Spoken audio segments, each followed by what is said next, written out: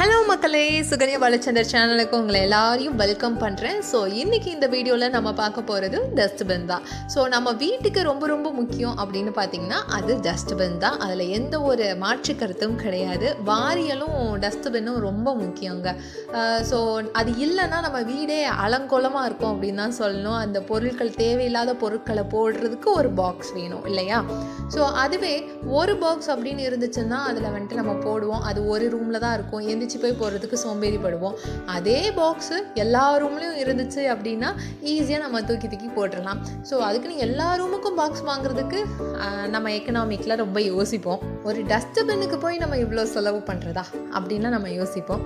So இதுவே ஒரு பேப்பரில் டஸ்ட்பின் செஞ்சோம் அப்படின்னு வச்சுக்கோங்களேன், ஒரு 3-4 days அந்த பேப்பரோடு இருக்கக்கூடிய டஸ்ட்பின்னை யூஸ் பண்ணிவிட்டு அப்புறம் அது வேண்டாம் அப்படின்னு தூர போட்டுக்கலாம் இல்லையா? ஸோ அந்த டஸ்ட்பின் எப்படி செய்கிறது அப்படின்றது தான் இந்த வீடியோவில் நீங்கள் இப்போ பார்த்துட்ருக்கீங்க.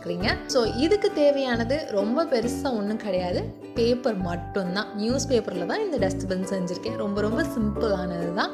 ஸோ இதை எப்படி செய்யணும் அப்படின்னு பார்த்து நீங்களும் ட்ரை பண்ணி அந்த டஸ்ட்பினை நீங்கள் இருக்கக்கூடிய ரூமில் வச்சு அது எந்த அளவுக்கு உங்களுக்கு யூஸ்ஃபுல்லாக இருக்குது அப்படின்றத என் கூட இந்த வீடியோவில் ஷேர் பண்ணிக்கோங்க.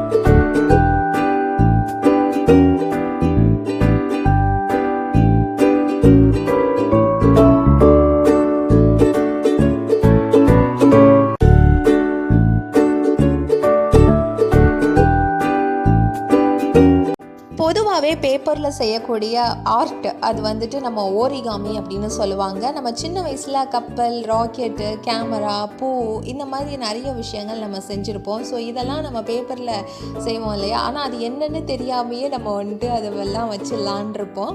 ஆனால் அதுக்கு பேர் ஓரிகாமி. ஸோ இந்த டஸ்ட்பின்னு, இதுக்கு முன்னாடி நான் போட்டிருந்த பாக்ஸு, இதெல்லாமே ஓரிகாமி ஆர்ட் அப்படின்னு தான் சொல்லலாம்.